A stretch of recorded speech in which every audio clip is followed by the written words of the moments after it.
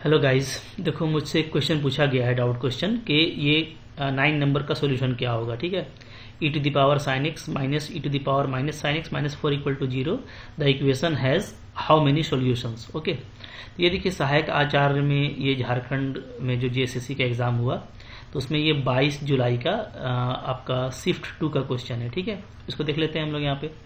तो यहाँ पे देखो इसको कैसे बनाएंगे, तो तरीका वही है, ये थ्योरी ऑफ इक्वेशन टाइप का है। तो आप यहाँ पे क्या कीजिए, कंसिडर कर लीजिए let e to the power sine x equal to, इसको y ले लेते हैं। ठीक है, देयरफॉर जो मेरा इक्वेशन है वो क्या आ जाएगा, तो आपका इक्वेशन आ जाएगा, इक्वेशन क्या आएगा जी, आ जाएगा हमारा y माइनस वाई का पावर -1 माइनस 4 इक्वल टू 0। ठीक है, ये हो गया। यहाँ से आप इसको ऐसे लिख सकते हो y minus 1 by y minus 4 equal to 0।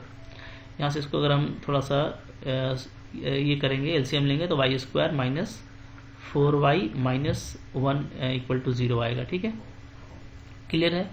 तो अब यहाँ से हम लोग देख लेते हैं कि इसका वैल्यू क्या आ रहा है। तो y का वैल्यू आ जाएगा आपका 4 प्लस माइनस बी स्क्वायर यानी 16 और 4ac डिवाइडेड बाई 2a।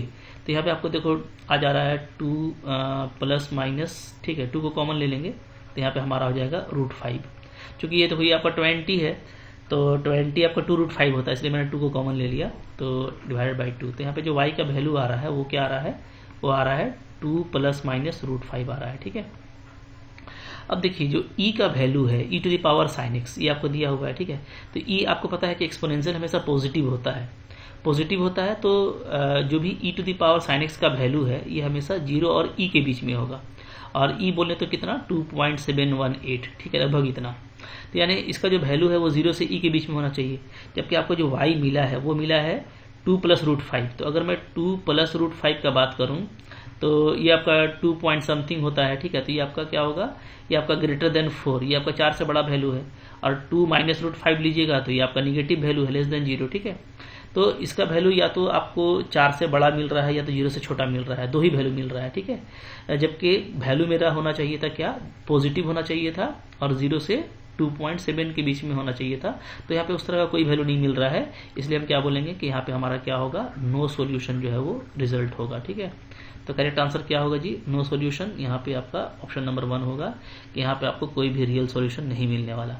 तो देखो यहाँ पे यही आंसर दे रखा है, तो ये क्वेश्चन सही है और इसको हम लोग को इसी तरीके से बनाना था, मुश्किल नहीं था। आई होप आप लोगों ने भी इसको इसी तरीके से बनाया होगा। ठीक है, चलो फिर आपका जो क्वेश्चन है डाउट क्वेश्चन उसको मैं अलग से आपको बताऊंगा। तो 1 बाई 1 मैं सारे क्वेश्चन को कर रहा हूँ। ठीक है, आप सारे ही क्वेश्चन को अच्छे से चेक कर लीजिएगा। Thank you very much.